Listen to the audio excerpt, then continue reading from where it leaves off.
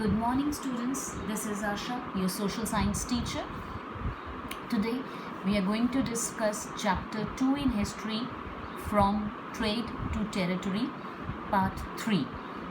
So, in this chapter, let's quickly recap what we have done till now.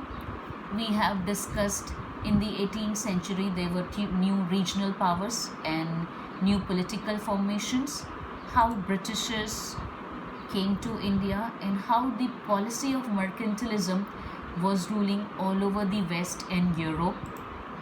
And because of this colonialism and mercantilism, how different companies and countries like Portugal, Holland, France, Britain fought among them, and these wars were called trade wars. How Britishers, then we discussed how Britishers came to India, how they got royal charter, and how they increased their power slowly and steadily, and how they started trading with Bengal, and how they got the concession. Then we discussed Battle of Plassey. Then we discussed how Mir Jafar and Mir Qasim was replaced so that they can be a puppet Nawab and do whatever company wanted. Then we discussed Battle of Plassey, Buxar, and Diwani right. Actually, the Diwani right was the main thing which made company officials so rich. So today we are going to discuss a new topic, which is company officials became Nawabs. Each company servant began to have a vision of living like Nawab. So how come this vision came to them? Actually, after the Battle of Plassey, the actual Nawabs of Bengal were forced to give land and vast sum of money as a personal gift to company officials. Robert Clive himself amassed a fortune in India. He had come to Madras from England in 1773 at the age of 18, when in 1767 he left India. His Indian fortune was worth 4,01,102 pounds, such a huge amount. 4,01,103 pounds.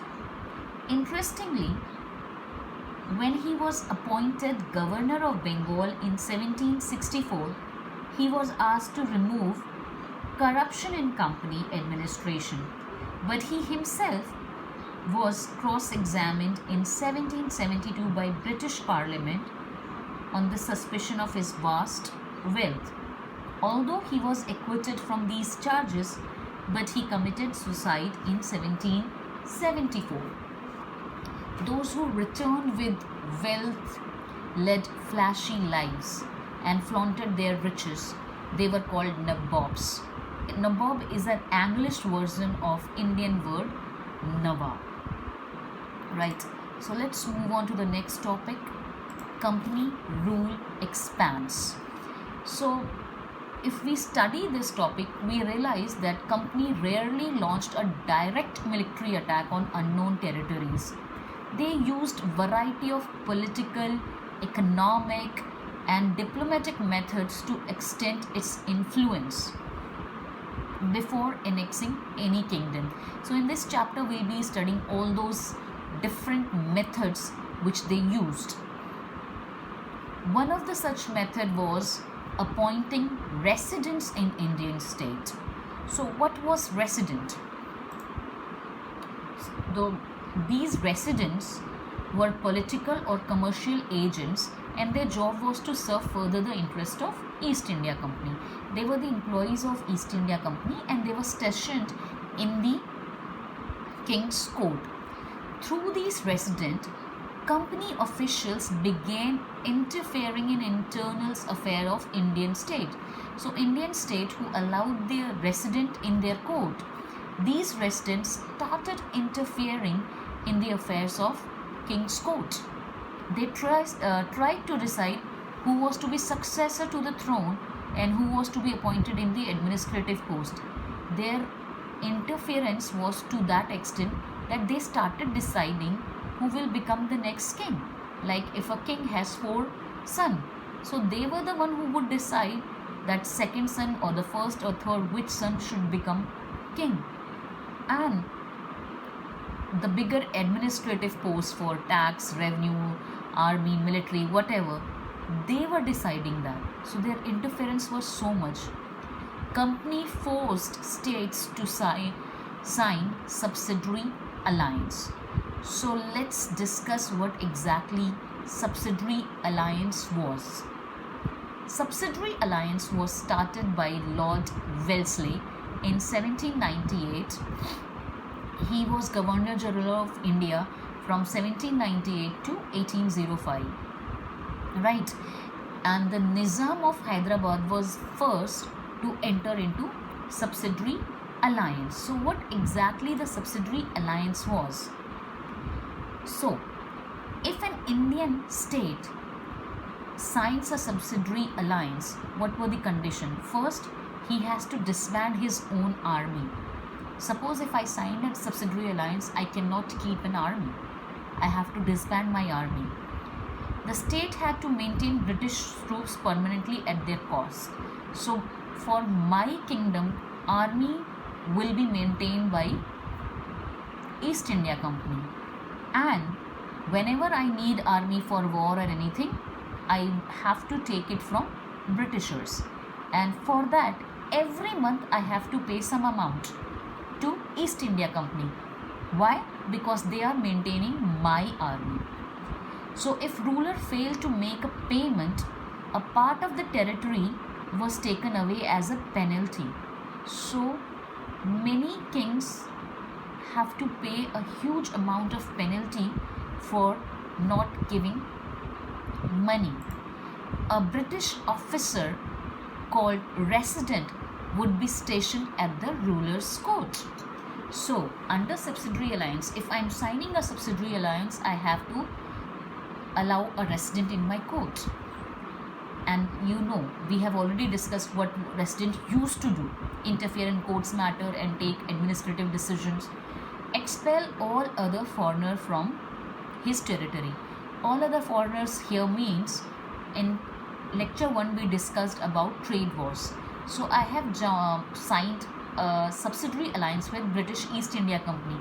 Then in my soil or in my kingdom, French, Dutch and other foreigners should not do business. So I have to expel all the foreigners from my territory. Consult the British before negotiating with any other Indian state. Suppose I have any friendly relation or any enmity with my neighboring kingdom. So either for war or friendship, whatever I want to do with my neighboring kingdom, I have to first negotiate or consult with East India Company. Then only I can do this. So if you go through the terms and conditions of Subsidiary Alliance, it is quite humiliating. It's making king a king in only name, and indirectly all powers are going in the hand of Britishers. Nawab of Awadh was forced to give over half of his territory to company in 1801 as he failed to pay for his subsidiary forces. They could not pay for monthly installment to subsidiary forces, so his half of the territory was ceded by Britishers. Hyderabad was also forced to cede territories on similar ground. Even Nizam of Hyderabad have to give his territory on the similar ground. Next, the important Tipu Sultan, the tiger of Mysore. It is a place where company had a real fear. Mysore had grown in strength under the leadership of powerful rulers like Hyder Ali 1761 to 1782 and Tipu Sultan 1782 to 1799. Tipu Sultan disallowed local merchants from trading with company. So company really saw Tipu Sultan as a great threat. What he did, he disallowed all his local merchants that you should not do business with East India Company. And on the other hand, what he did, Tipu Sultan established close relationship with French trading companies in India, and with the help of French trading companies, he modernized his army and navy both. There were many battles or war fought between Tipu Sultan and Britishers. So those wars were known as Anglo-Mysore War. There were total 4 wars which were fought between Tipu and Britishers. The British saw Hyder and Tipu as ambitious, arrogant and dangerous rulers who had to be controlled and crushed. So there were total 4 wars fought. First war was between Hyder Ali and Britishers, and it was in 1767 to 1769. That battle is known as Battle of Port, in which Hyder Ali was victorious. The second battle was fought in 1780 to 1784. This war continued for 4 long years, and there was no major winner of or the victory of any particular kingdom. So a treaty was signed and war was ended indecisively. Third Mysore war was fought in 1790 to 1792. This war was held for a long time, and Tipu has to face lot of losses, and then Treaty of Mangalore was signed, and Tipu has to give his 2 sons as hostages.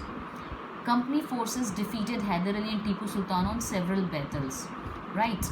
So his sons were taken as hostages by East India Company after the 3rd battle. Then the final decisive battle was fought in 1799, and Tipu Sultan died saving its capital Srirangapatnam. In this way, Tipu Sultan died, and after death of Tipu Sultan, the original Gujjar rulers were placed in place of Tipu, and those people signed Subsidiary Alliance. So ideally on Mysore also Britishers got control, and there are many legends about Tipu. Why Tipu was called Tiger of Mysore? There is a story that once he went with his friends on to a jungle, and suddenly a tiger attacked him, and he fought bare hand with the tiger, and he got the title of Tiger of Mysore. So by the end of Tipu Sultan, a half of South was also under the control of British East India Company. So that's all for today. Tomorrow we'll study about war with Marathas. Thank you.